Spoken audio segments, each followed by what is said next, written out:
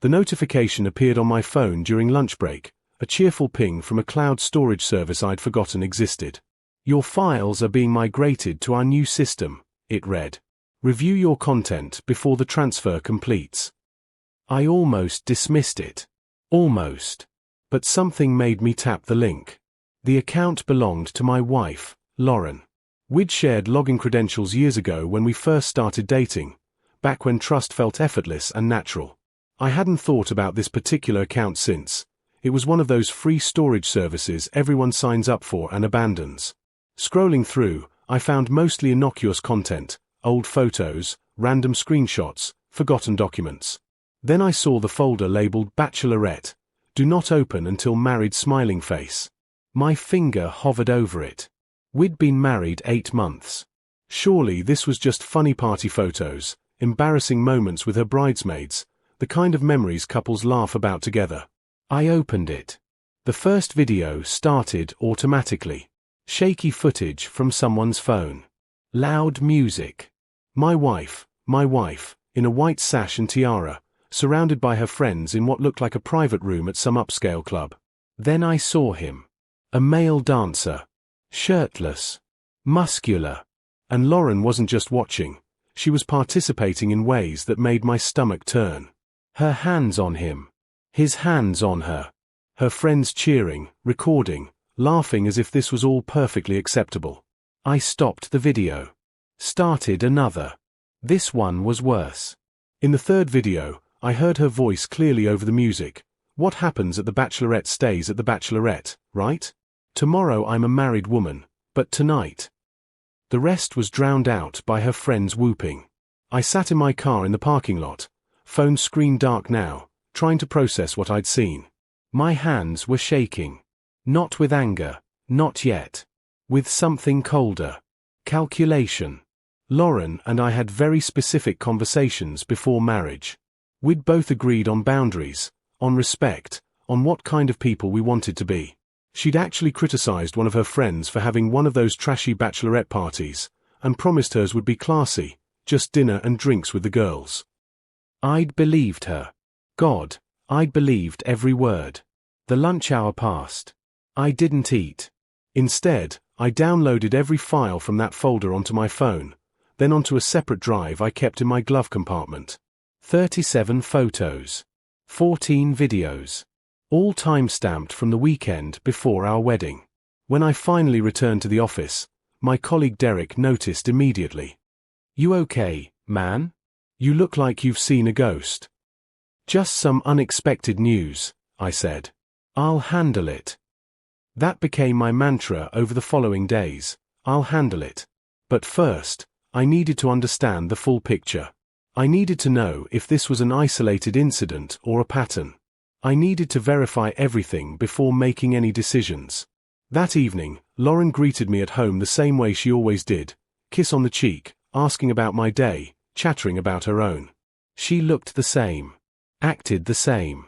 The woman in those videos and the woman cooking dinner in our kitchen seemed like two completely different people. "You're quiet tonight," she observed, stirring pasta sauce. "Just tired," I replied. "Long day."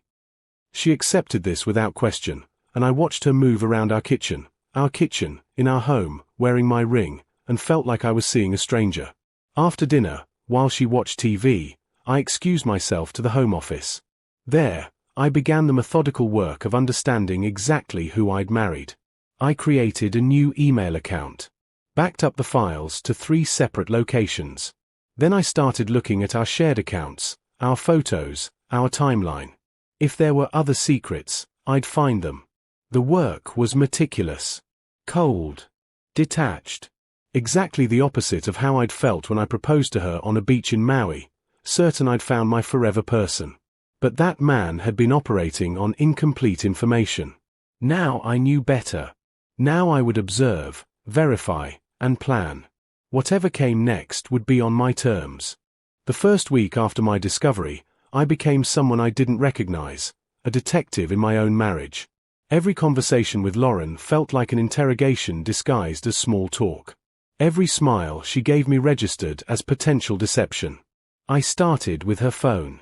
Not immediately, That would have been too obvious. Instead, I waited until she was in the shower one morning, claimed I needed to check the weather since my phone was charging in the car, and unlocked hers using the passcode I'd seen her type 100 times. The messages with her Bachelorette party crew were still there, buried beneath months of newer conversations. I scrolled back to the relevant dates, my pulse quickening with each swipe. Last night of freedom, her maid of honor, Vanessa, had written the morning after. What an absolute blast, another bridesmaid, Kelly, replied. Your future husband never needs to know how wild we got, faced with tears of joy. Lauren's response, our little secret. He'd die if he knew. But honestly, no regrets. I deserved one last crazy night. I took screenshots of everything, carefully angling the phone so the bathroom door stayed in my peripheral vision. The shower was still running. I had time. There were more messages. References to that insane dancer, to shots I'd apparently paid for without knowing their true purpose, to activities that went far beyond what the video showed. One message from Vanessa made me grip the phone so hard I thought it might crack. You really went for it last night. I was honestly shocked. Thought you were the good girl of the group. Lauren's reply, even good girls need to be bad sometimes. Smiling face with horns. The shower shut off. I quickly closed everything, locked the phone, and set it back on her nightstand exactly as I'd found it. Did you check the weather? Lauren called from the bathroom. Yeah, I said, my voice steady despite the hurricane in my chest. Looks clear all week. She emerged in a towel, smiling, completely unaware that I'd just read messages that contradicted everything about our relationship. Over the next few days, I expanded my investigation. I found the social media accounts of her bridesmaids, scrolling through their posts from 8 months ago. Most had been careful, no incriminating party photos publicly posted. But Kelly had an Instagram story highlight titled VS Bark Ring that she'd apparently forgotten to delete.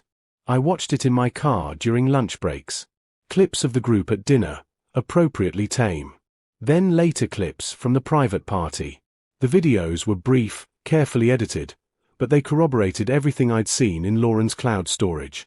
What struck me most wasn't the content. I'd already processed that shock. It was the comments. Friends congratulating Lauren on her last hurrah.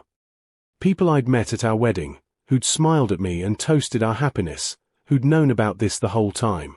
I made a list of everyone who appeared in the videos or commented on them. 17 people. 17 people who knew my wife had lied to me about her bachelorette party. 17 people who'd sat through our wedding ceremony, watched me pledge my life to her, and said nothing. The betrayal expanded like a stain. At home, I became an actor in a play I'd never auditioned for. I asked Lauren about her day, kissed her goodnight, made love to her when she initiated, my mind somewhere else entirely, calculating my next move. You've been distant lately, she said one evening, curled up beside me on the couch. Is everything okay with us? The question was almost funny. She was asking if we were okay, as if she hadn't been the one to detonate the foundation of our marriage before it even began. Just stress at work, I lied smoothly. Big project coming up. She believed me because she wanted to believe me. Because it was easier than confronting the possibility that I might know something she thought was safely hidden. I started documenting everything. I created a detailed timeline, when we discussed bachelorette party plans, what she told me versus what actually happened, every lie by omission she'd told since. I saved every message, every photo, every piece of evidence. My best friend, Connor, noticed the change in me during our weekly basketball game. You're playing angry, man, he said, passing me water. What's going on? Connor had been at my wedding. He'd been in my messages the week before, excited for me, calling me lucky. I wondered if he'd known too. If you found out something about your wife, I said carefully, something from before you were married but that contradicted what she told you, would you confront her immediately? Connor's expression shifted. What did you find? Hypothetically. He studied me for a long moment. Hypothetically? I'd make damn sure I had all the facts first. People do stupid things sometimes. Context matters. And if the context just made it worse? Then I'd decide if I could live with it or not. But I wouldn't make that decision hot. Give it time. Be sure. So I gave it time. 2 weeks became 3. I collected evidence like puzzle pieces, building a complete picture of who Lauren really was versus who she presented herself to be. And slowly, very slowly, my decision began to take shape. 3 weeks into my investigation, I stumbled onto something that changed everything. I'd been reviewing our financial records, joint accounts we'd opened after the wedding, looking for any other irregularities. What I found wasn't about the bachelorette party at all. There was a charge from a hotel in Portland from 6 months ago. The Ashford Inn. Premium suite. 2 nights. I'd been at a work conference in Chicago those exact dates. Lauren had told me she was spending the weekend at her sister's place, helping with her niece's birthday party. I remembered because she'd sent me photos, her sister's backyard, decorated with balloons, her niece opening presents. My hands went cold as I pulled up our photo archives. The pictures were there, time-stamped correctly. But something felt wrong. I called my sister-in-law, Diane, using the excuse that I wanted to get her niece a belated gift. "That's sweet," Diane said, "but Emma's birthday isn't until March. You've got time." "Right, March," I recovered quickly. "I'm getting ahead of myself. Didn't Lauren help you with a party in June though? I thought I saw photos." "June? No, we didn't have anything in June. Lauren and I haven't seen each other since Easter, actually. We keep meaning to get together but our schedules are crazy." I thanked her and hung up, staring at the hotel charge on my screen. The photos she'd sent me were from a different weekend entirely. I verified it by checking the metadata. She'd deliberately sent me old pictures to cover for a weekend she'd spent at a hotel while I was out of town. This wasn't about one wild night before our wedding anymore. This was a pattern. I hired a private investigator. His name was Vincent Fletcher, and he came highly recommended by a colleague who'd gone through a messy divorce. We met at a coffee shop across town where neither Lauren nor I ever went. "I need to know if my wife is having an affair," I said, sliding the hotel information across the table. Vincent was in his 50s, weathered face, eyes that had seen too much. "How long have you been married?" 8 months. Something like sympathy crossed his face. "What made you suspicious?" I told him about the videos, the bachelorette party, the lies. Then about the hotel. He listened without judgment, taking notes. "I'll need a retainer," he said finally. "And I should tell you up front, sometimes the truth is worse than the suspicion. You sure you want to know?" "I'm sure." "Then I'll start tomorrow."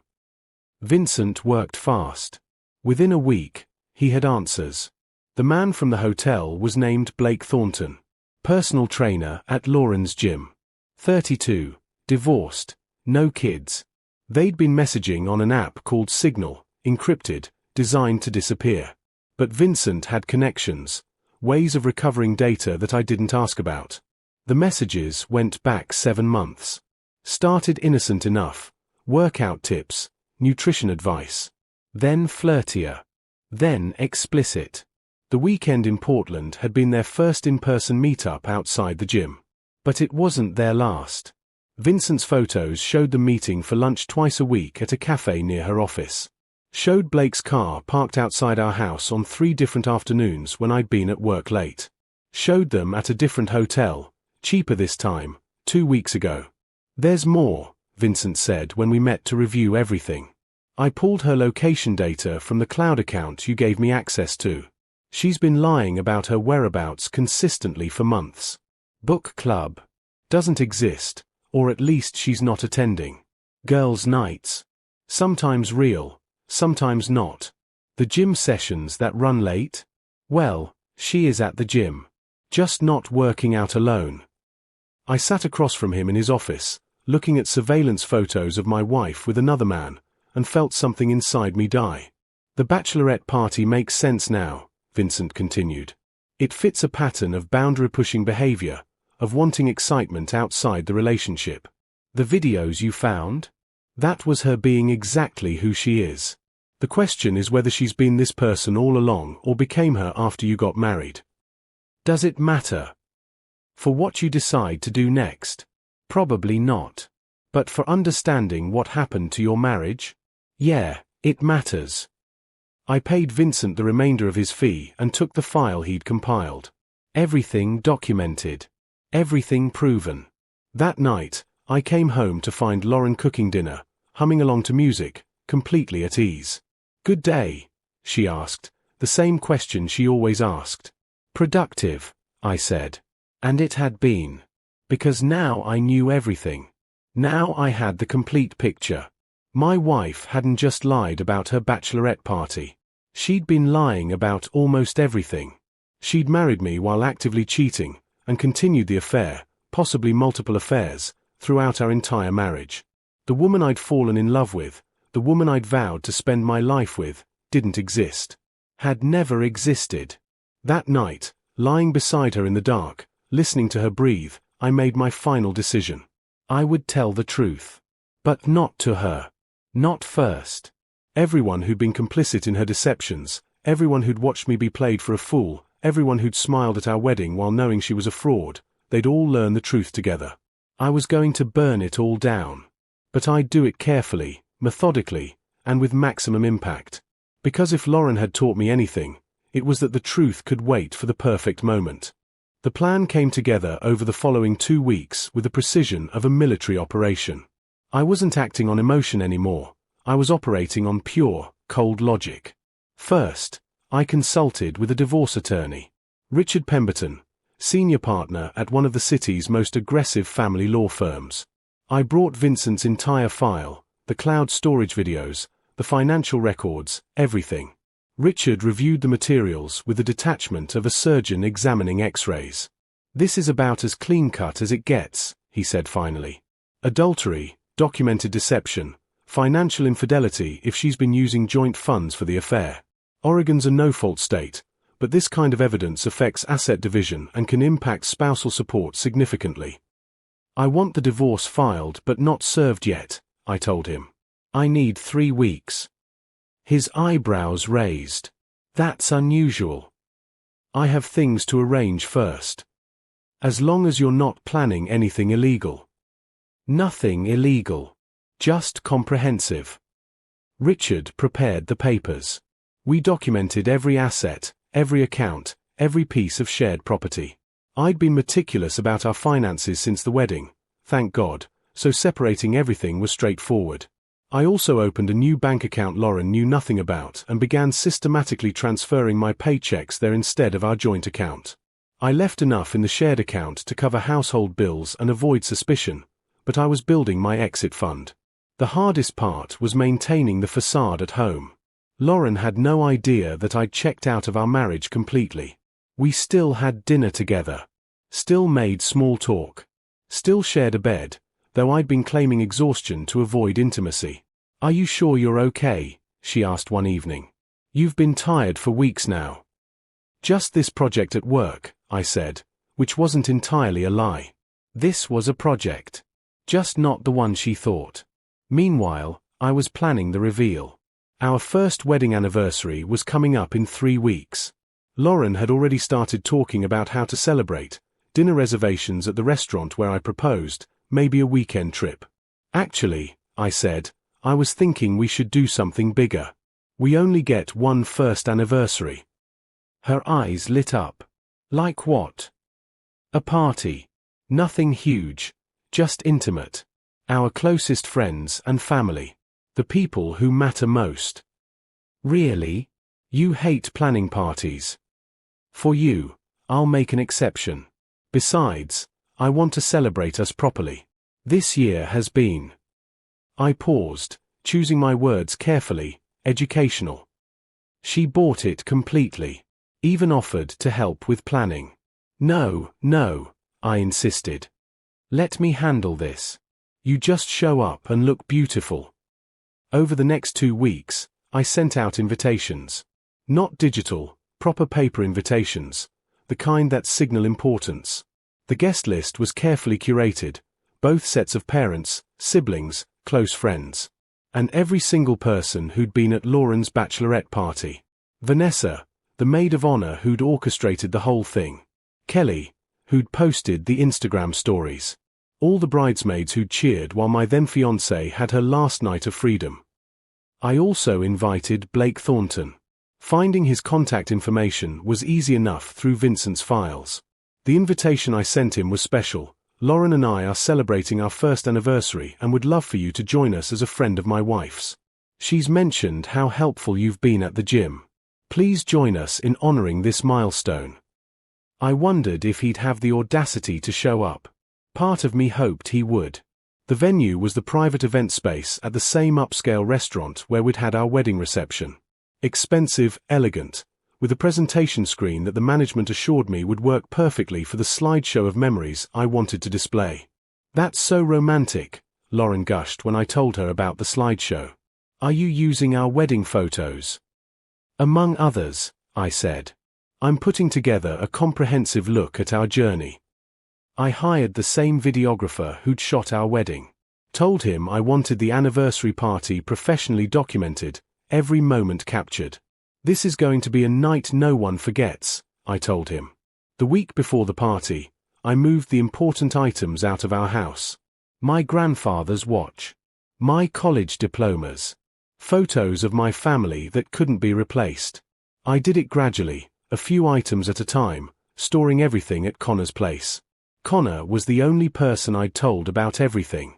I'd shown him the evidence one night over beers, watched his face cycle through shock, anger, and disgust. Jesus Christ, man. I'm so sorry. Don't be. Just help me get through this. Whatever you need. What I needed was a witness. Someone who knew the truth and could corroborate my version of events when everything exploded. 3 days before the party, I confirmed with Richard that the divorce papers were ready. We'd serve Lauren the morning after the anniversary celebration, when she'd be dealing with the fallout. You're sure about the public reveal? Richard asked. It's going to be messy. She made it messy when she lied to everyone who cares about me. They deserve to know who she really is. Some people might think this is cruel. Some people might think marrying someone while planning to cheat on them is cruel too. The night before the party, I couldn't sleep. I lay next to Lauren, listening to her peaceful breathing, and thought about all the lies she'd told, all the boundaries she'd crossed, all the people she'd manipulated. In the morning, she'd wake up as my wife, excited for our anniversary celebration. By tomorrow night, she'd be something else entirely. The truth was ready. The evidence was compiled. The witnesses were invited. All that remained was the execution.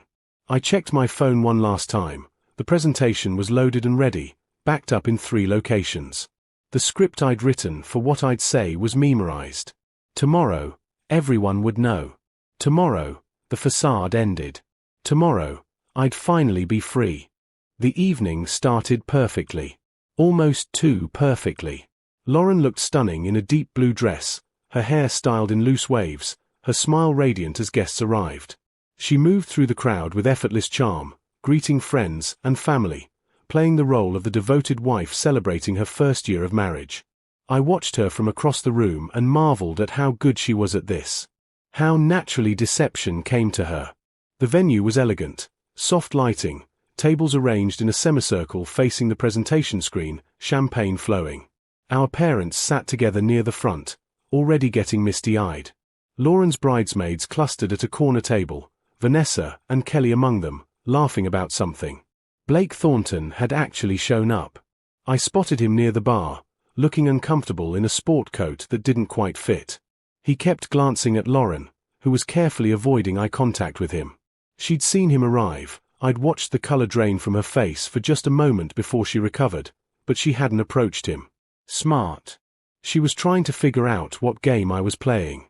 Connor stood beside me, his hand briefly gripping my shoulder. Last chance to back out. I'm not backing out. Then I'm here for you. Whatever happens next. At 7:30, I clinked my champagne glass and called for everyone's attention. The room quieted, all eyes turning toward me. Thank you all for being here tonight. I began, my voice steady. A year ago, many of you were at our wedding, watching Lauren and me promise to love each other, to honor each other, to build a life based on trust and honesty. Lauren smiled at me from across the room, still unsuspecting.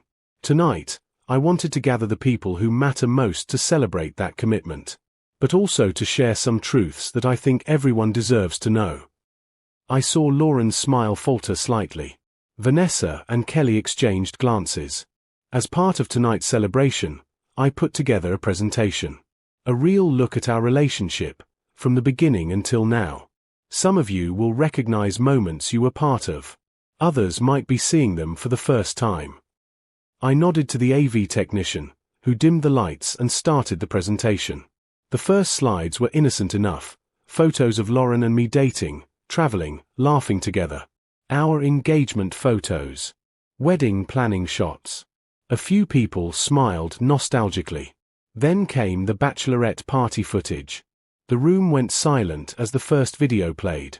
Shaky camera work, loud music, and there was Lauren in her white sash and tiara.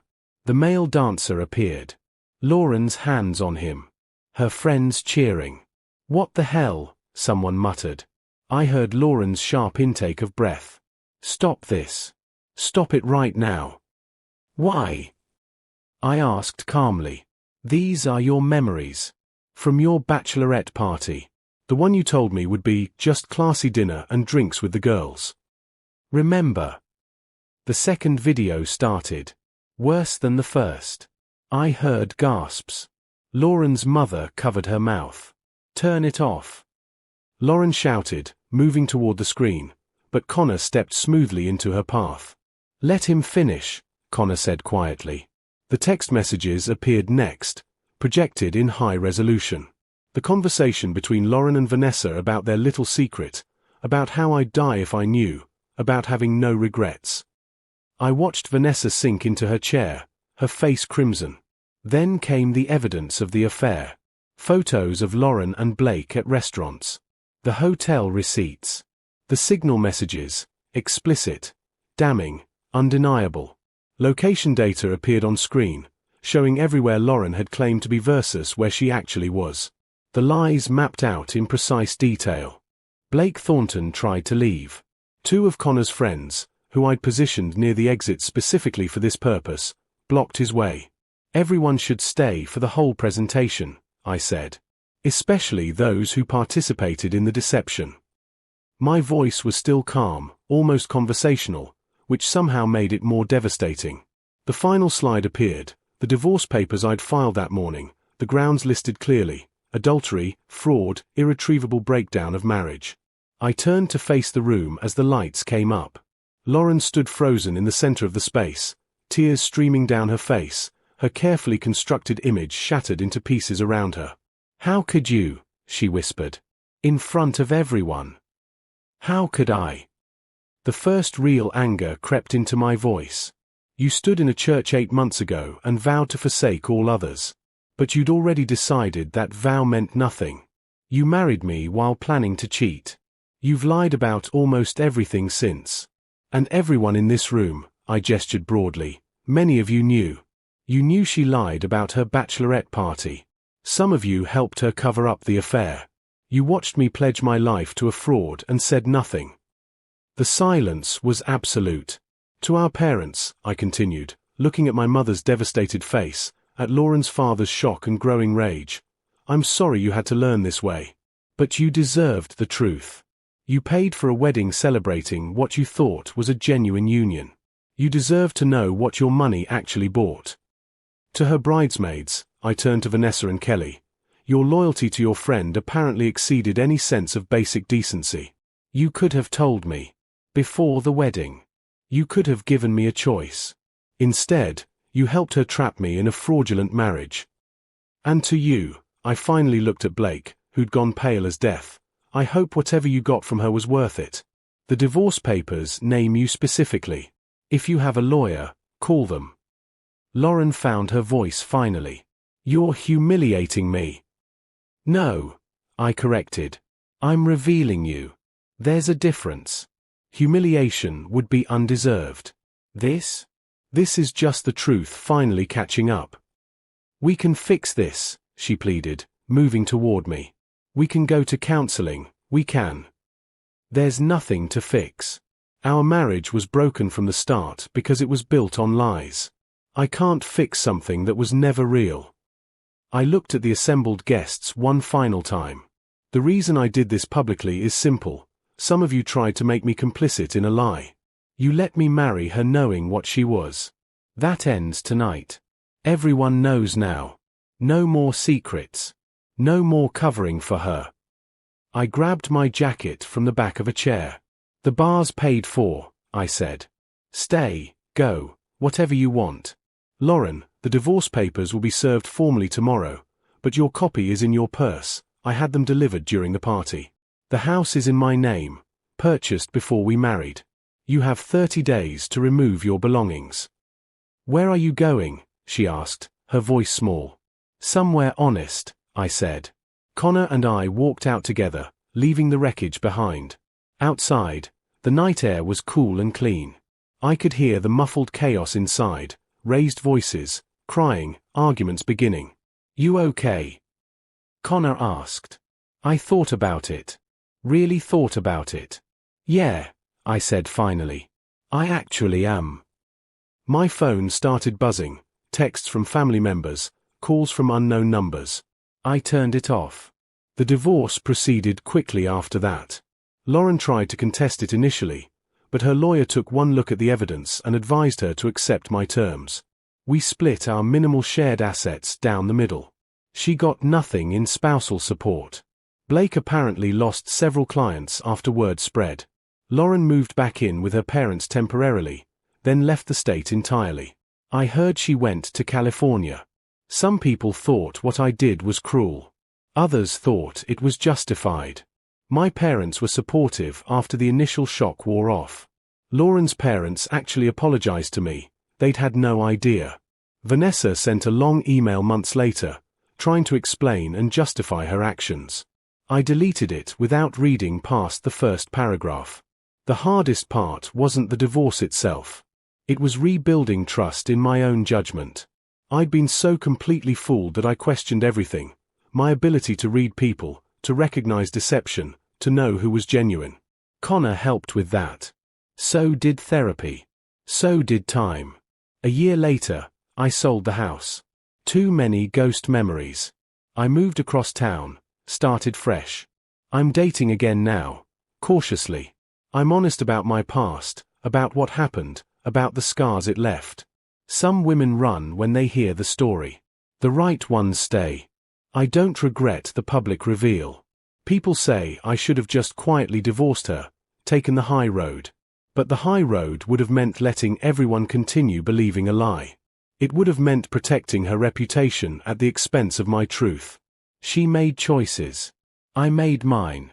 The difference is, mine were honest. Sometimes late at night, I wonder what would have happened if I'd never found that cloud storage notification. If those files had migrated without me seeing them. If I'd lived the rest of my life married to someone I didn't really know. That thought used to terrify me. Now it just makes me grateful. Grateful for the truth, however painful. Grateful for the chance to start over. Grateful that I found out after 8 months instead of 8 years. Or 18. The video that changed everything is still backed up in 3 locations. I'll probably never watch it again. Don't need to. I already know how that story ends. This one, my real story, is just beginning.